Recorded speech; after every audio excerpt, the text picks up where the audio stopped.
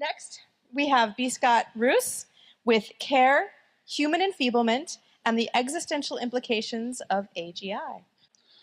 When I talk about existential implications, I don't mean the possible extinction of human beings.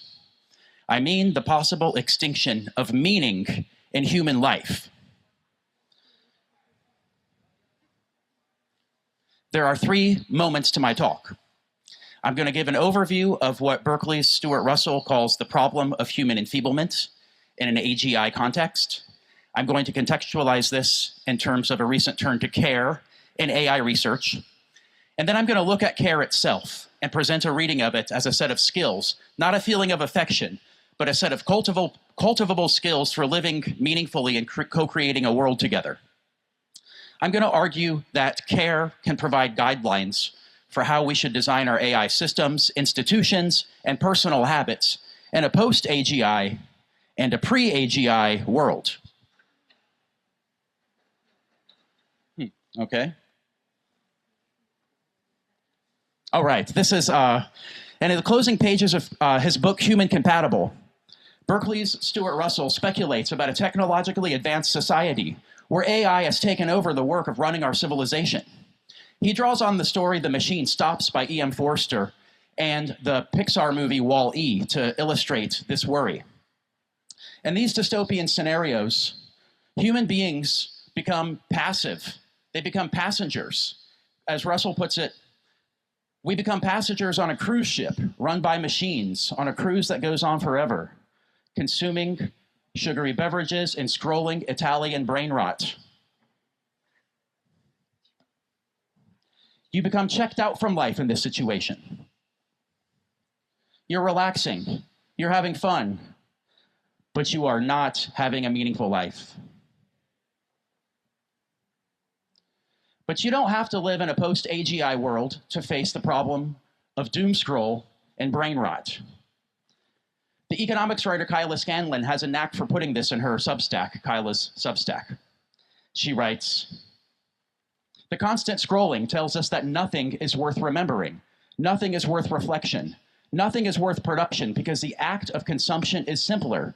If you just keep scrolling, maybe that weird, disjointed feeling will finally go away." So Russell proposes rightfully that the solution to this kind of issue is not technical. We're not going to solve the problem of disengagement and meaningless human lives by more gadgets and more technologies. Russell proposes a social, cultural solution that aims to reshape our preferences and ideals towards autonomy, agency, and ability. I think this is a okay start, but I also think it's got a misplaced emphasis.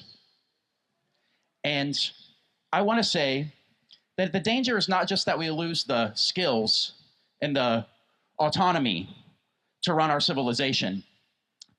It's that we lose the capacity to find the world worth caring about. So now I'm going to contextualize this claim in the context of recent work in AI about the relevance of care to thinking about AI and AI alignment. There's a growing number of researchers have been focusing on this. I've got up here Terry Winograd of Stanford University, who's been going around giving talks and writing publicly about the importance of including considerations of care and concern in our design of systems, not just of increased efficiency and productivity and problem solving. We've got Alison Gopnik, who's been talking about care as a kind of intelligence that is overlooked and not adequately accounted for in the current AI paradigms. We have David Spivak of Topos Institute, who gave a keynote address in AGI 24, where he spoke very movingly about the way care has been sidelined and left behind in the way we think about technology.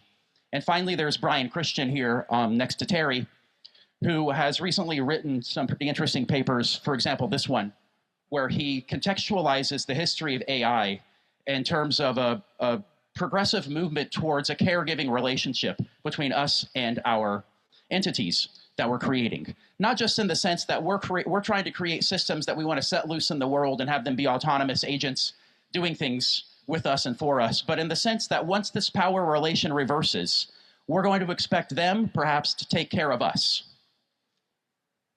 once they're the more capable power. But what's going to happen? Are they going to spoil us?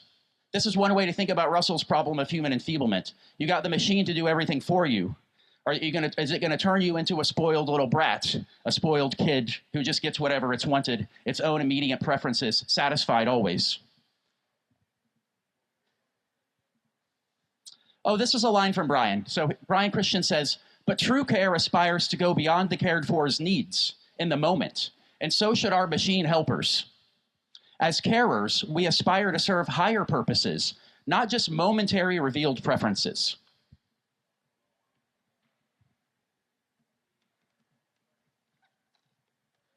Okay, so now I'm in the third and last part of my talk. I want to generalize this kind of insight.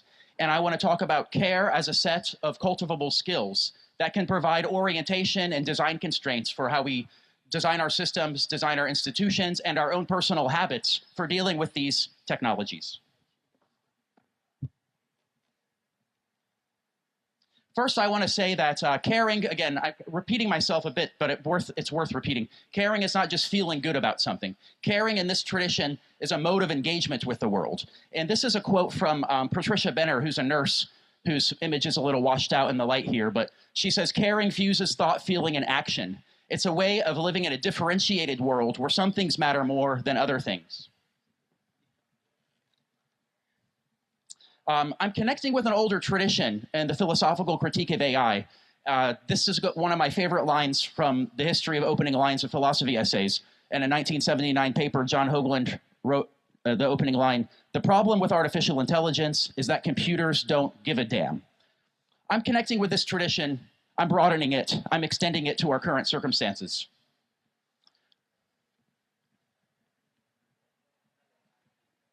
So, care, in my picture, are the activities and the skills through which human values are generated and realized. People love to talk about values. Let's align AI to values. No one stops to ask what a value is and where does it come from. It's an undigested term that gets thrown around and not very intelligently. So I want to give a reading also of the genesis and realization of human value in my talk, the last part of my talk here.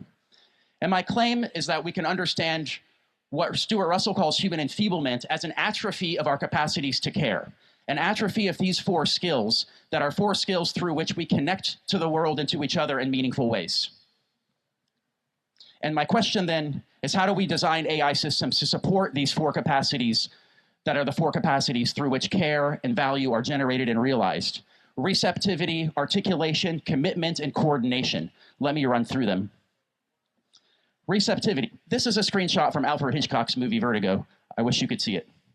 Receptivity is the ability to be struck and moved by something. It's the ability to connect to the world as offering up concerns that are worth your time, that call out to you. You can't choose what strikes you. We have this in our language, falling in love. We have it in our language, things get to you. We have it in our language, interestingly, that things matter to you. And that's the moment of receptivity. Receptivity is being struck by the concerns that matter. If you're always in problem-solving mode, if you're always in optimizing mode, you've narrowed your scope, and you're no longer open to what might be there unexpectedly to call out to you as important. The second skill I'm calling articulation. Let me see what I want to say about this. Preferences move you no matter what you think about them. You like it or you don't like it, something that's a mere preference to you. But what I want to call a concern is different. A concern grips you only given a certain articulation and language. Let me give you an example from the history of feminism.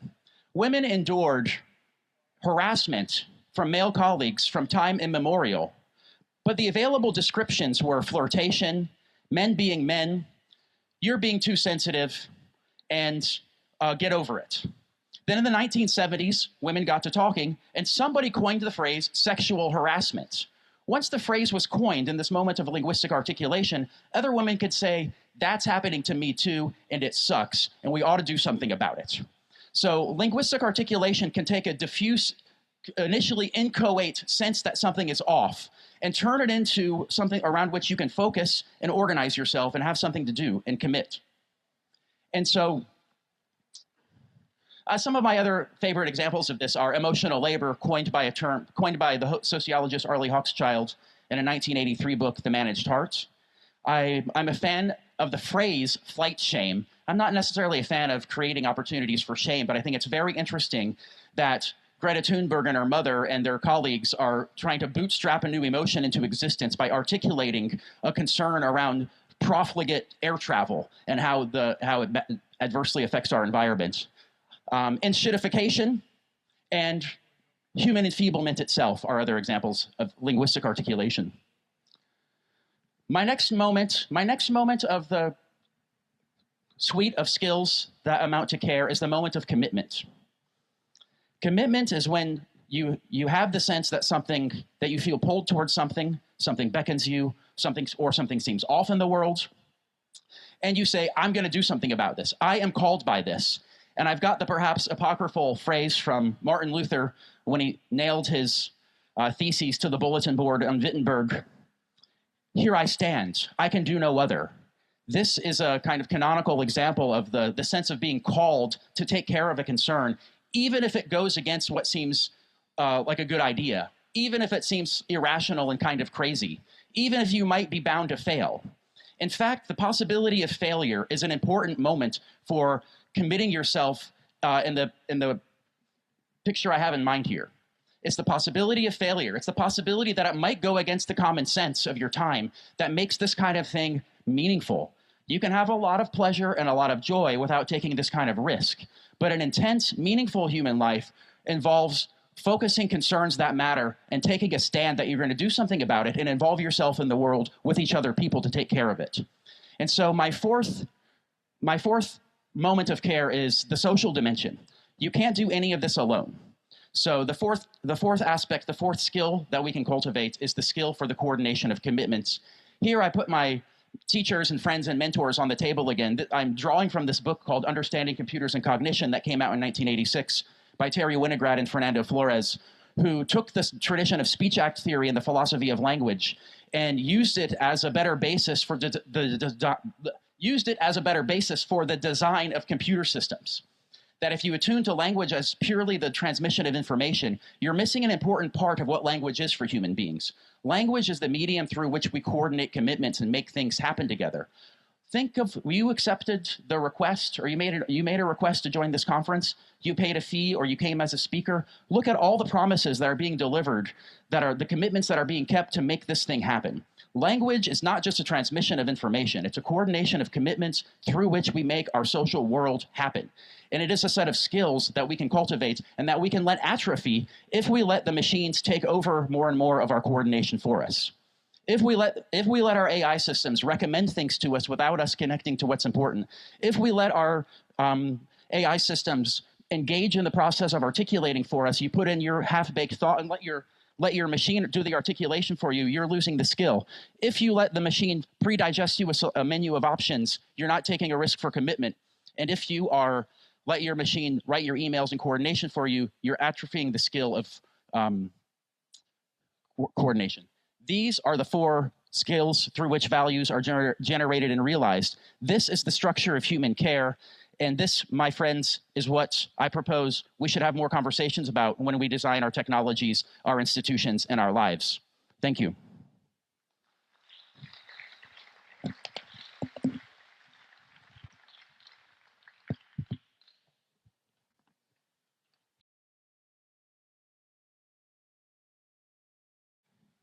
Hi there.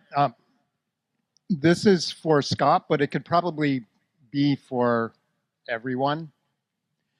My question, it had to do with the human enfeeblement, but so it seems to me we really don't need AI for that. I mean, just take a look at Meta / Facebook, TikTok, and so on. Of course, AI can just accelerate that human enfeeblement. The question is really more in that case, the financial motivations of forces that are encouraging such enfeeblement versus it takes kind of a strength to overcome those pressures. And you get this tension. And so I guess that's more an observation. So I guess my question is, how do you see all of this working out? How do you encourage those forces to fight against the forces that are promoting, whether intentionally or, obviously there's huge financial incentives to keep you coming back. Oh, more tokens, more tokens, more tokens, more. Thank you. Yes, I totally agree. That's why I included this quote that I like from Kyla Scanlon, who has her quote about being caught in the doom scroll on Instagram or on TikTok. So it's certainly true that these tendencies are already in our culture and already in they're already designed into the technologies that are pervading our culture. And I think that the AI systems like you say, will exacerbate the same tendencies that are there. And I get caught in the compulsive prompting myself. This time it's really going to give me the image that I want. Hit the slot machine and wait for the image to be generated. No, I need one more little change. Or this time it's really going to help me write the sentence. This time it's going to be perfect. And so you get caught in the compulsive prompting too. And so definitely the incentive structures are problematic and perverse. And we ought to be having this conversation more and more and working on developing alternatives. I think that we ought not stop there, because this is a matter of also our own personal habit formation, and it should be taking place in every family. Every family should be having the conversations about how to develop their own habits in the family. Every person needs to be taking responsibility for watching out for their own capacity to take care of their own capacity to care. And part of what I want to say too, what can we do? We also have to have a conversation about what we are as human beings. I think of myself partially as being a participant in a battle of metaphysical narratives about what we are as human beings. The technological culture that we have likes to give us a sense that really what technology is for is making our life easy, giving us a life of abundance, taking it easy, and letting us solve problems, letting us optimize, letting us be optimizers and problem solvers. But I think that's also a narrow and shallow way of thinking about human life. And we ought to be having a broader conversation about what kind of entities are we and what kind of lives do we want to live. And that's why I want to provide a framework for contributing to an enrichment of that conversation.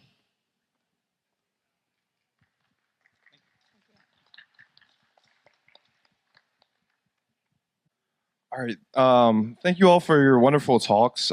This is, again, a question about like the infeasibility problem. So there was like, a good point there about how certain skills that are fundamental to human organization may atrophy with like the evolution of technology, and that kind of the last question hinted on it. My question is, so human technology has obviously been very helpful, and many skills have atrophied that we might not necessarily need anymore in current day. So how do we determine with this new technology how we work with it efficiently, what skills are worth kind of not working on anymore, what skills are worth working on, and how do we make sense of this, because it seems like it's also dependent on like how we're wholly organized, how technology is shifting how we're organized. So it's not just like an independent decision, if that makes sense. Thanks. The question is about how to distinguish what are the skills that are worth preserving and fighting for, rather than the ones that should just be part of the natural evolution of how humans use their next technologies. I happen to have been a projectionist in cinemas in the last era when it was using film. And I greatly regret that the cinema projectionist is a skill that has become mostly extinct. And But so there's not much interesting to say here. I think I can make two maybe relevant observations. One of them is that some skills become obsolete, and then it's up to the passionate nerds to keep them alive if they want to. And even though AI-generated music is going to be easier to generate, and some of it is honestly not that bad. But I'm not going to be a part of a culture that just gives over music making to machines. I'm a musician. For me, making music is a passionate, chaotic endeavor that I go into with my friends. I refuse to give that up. And there will be pockets of the passionate purveyors of skills that are become obsolete who will keep them alive if they keep the gumption and the passion to do so and don't become given over into the enfeeblement situation.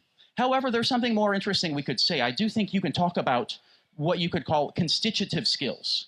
Right now, we're talking about maybe contingent skills that are contingent to certain technologies that maybe come and go, like being the projectionist.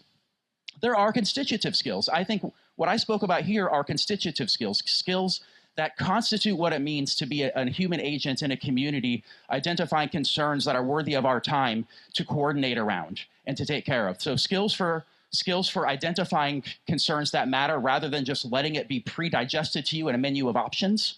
That's a skill for listening to the world, paying attention, being involved, being open, not accepting the narratives that are cruising around in the media that you consume, and keeping your eyes open, being in conversation with your friends. Skills for linguistic articulation. This is a skill. We need to practice being in conversation with each other, connecting with what we're feeling, connecting with the concerns that are out there, putting into language. If you don't practice that, it goes away. I'm kind of just repeating my talk. Skills for coordination. This is a skill for keeping your promises, for listening to concerns of somebody else and seeing how you can do to listen to them and coordinate together. I would call those constitutive skills. And if we let them go, we're going to be in a dark place. Thank you.